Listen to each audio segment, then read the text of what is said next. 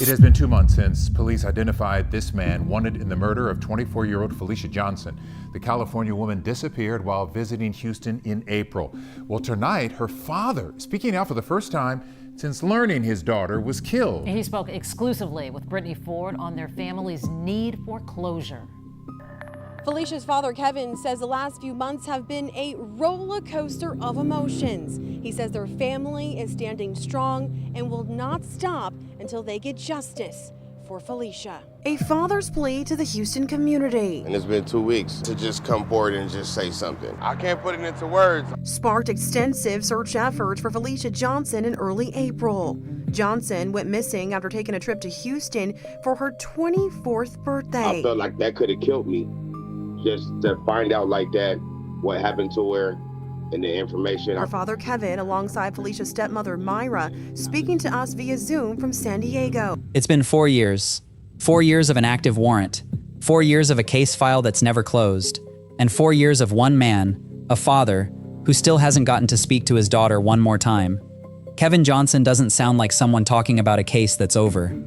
He sounds like someone still living inside it. And when you look closely at what's actually happened since 2022, and, more importantly, what hasn't happened, you start to understand why. Felicia Johnson was 24 years old. She was from San Diego, California. In April of 2022, she flew to Houston, Texas. Her father says she'd come to celebrate her birthday and to look for work in the area. She checked into a hotel in Houston's Medical Center district. And on the night of April 16th, according to court documents, she made contact over Snapchat with a man who agreed to pay her $500 to meet up. That man's name was Chukwuebuka Nwobodo. He was 28. He was originally from Nigeria, but according to reporting at the time, he had actually lived in the Fort Bend County area of Texas since childhood, a detail that matters later, when investigators start trying to figure out where he might have gone. Court documents say he arranged for an Uber to pick Felicia up from her hotel that night. She got in, and that ride is the last confirmed sighting anyone has of her, alive. What happened after that, what investigators say happened after that, is where this case gets complicated, and where most retellings of this story miss something important. Felicia's family realized quickly that something was wrong. They started making calls, reaching out to Houston media, doing everything they could from California to get attention on their daughter's disappearance. Kevin Johnson became the face of that effort, a father over 1,000 miles away, trying to force a city he'd never lived in to take his daughter's case seriously. For weeks, the public narrative around this case was that Felicia had likely become the victim of sex trafficking. It's an understandable assumption, given how her last hours were described. Search efforts poured into that theory. Investigators, however, were quietly building a very different case. Felicia's phone turned up first. It was found off a roadway near Bear Creek Pioneers Park, and it was covered in blood. Days later, volunteers with Texas EquiSearch, the same organization that has helped locate missing people across Texas for years, found her purse nearby. Her California driver's license was still inside. So were her credit cards. Crime scene investigators processed the area, but by that point, Felicia herself was still nowhere to be found. Here's what most retellings of this case skip entirely, and it's the detail that changes how you should think about everything that follows. Weeks before Nwobodo was ever formally charged with anything, police already had him in their hands. On May 13, 2022, Houston police pulled him over during a routine traffic stop. They seized his phone, they brought him in and questioned him, and then they released him. At the time, police said there wasn't enough evidence yet to charge him with a crime, so he walked away from that stop a free man, while, according to what investigators would later allege in charging documents, evidence connecting him directly to Felicia's disappearance was sitting inside his own apartment, waiting to be found. This is where the timeline gets uncomfortable. In the days immediately following that traffic stop and his release, according to court documents, Nwobodo was captured on surveillance footage at a Walmart and later a Home Depot. He purchased a mechanical saw, trash bags, a flashlight, towels. Around this same window, investigators say he sought treatment for a cut on his hand, telling a clinic he'd injured himself opening boxes. It wasn't until June 9, 2022, nearly a full month after police first had him in custody, that Nwobodo was formally charged with murder and with tampering or fabricating physical evidence. By the time that charge was filed, he was already gone. He has not been taken into custody since that traffic stop. Not that day. Not in the 4 years since. It's worth sitting with that gap for a second, because it's the emotional and investigative core of this update. A month is a long time. A month is enough time to buy supplies, to seek medical treatment, to plan, and, if the state's allegations are accurate, enough time to make sure a body was never found where anyone thought to look for it. Whether that month represents a defensible investigative decision made with limited evidence, or a costly one in hindsight, is something that's been debated ever since, and there's no official public accounting from police explaining exactly why more wasn't done to hold him on May 13th. So what actually tied him to Felicia, according to investigators? Search warrants executed on his apartment, and his car turned up blood, in the hallway, outside the bathroom, throughout the bedroom, and DNA testing, according to court documents, showed a strong match to Felicia Johnson.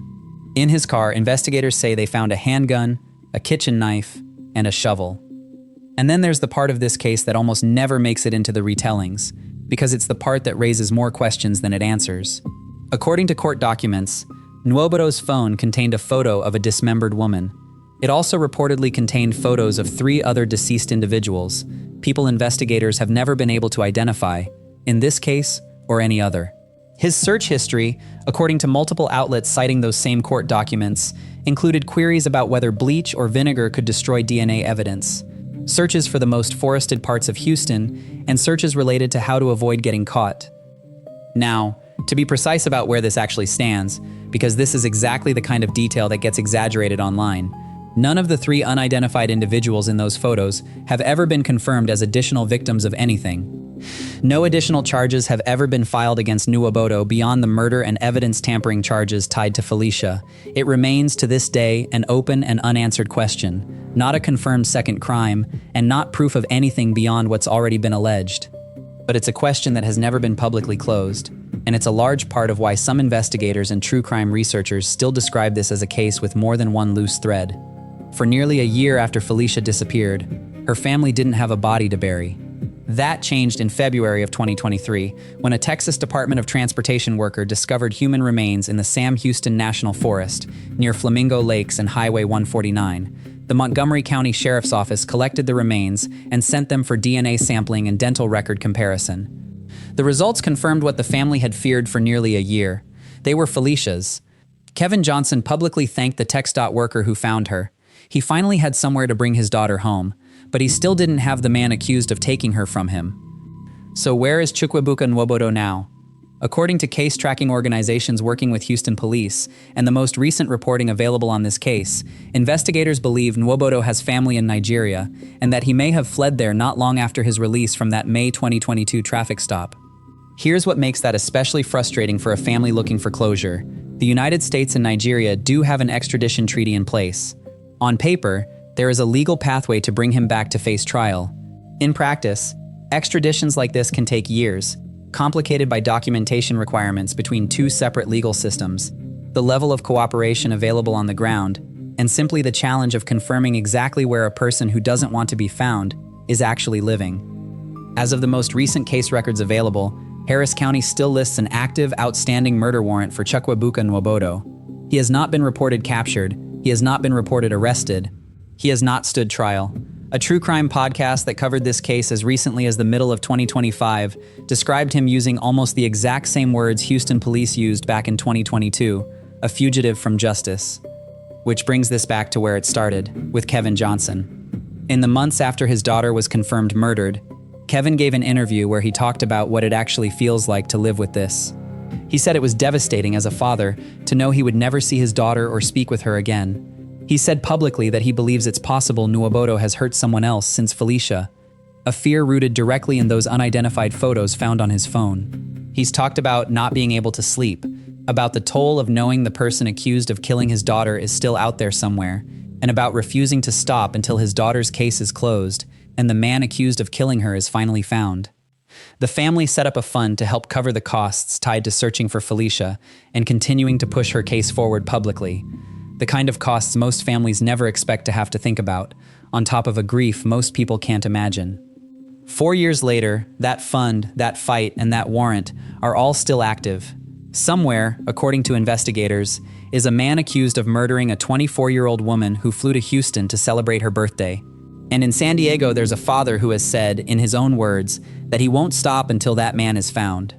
If you have any information about the whereabouts of Chukwuebuka Nwobodo, or about any part of this case, you're encouraged to contact the Houston Police Department's Homicide Division or Crime Stoppers of Houston. Before you go, a quick reminder: Chukwuebuka Nwobodo has been charged with murder and evidence tampering, but he has not been convicted of any crime, and under the law he is presumed innocent, unless and until that changes. He is currently considered a suspect at large. Everything described in this video about what happened is based on court documents, police statements, and reporting from named news outlets, and should be understood in that context. If you want to see more case updates like this one, please subscribe to this channel.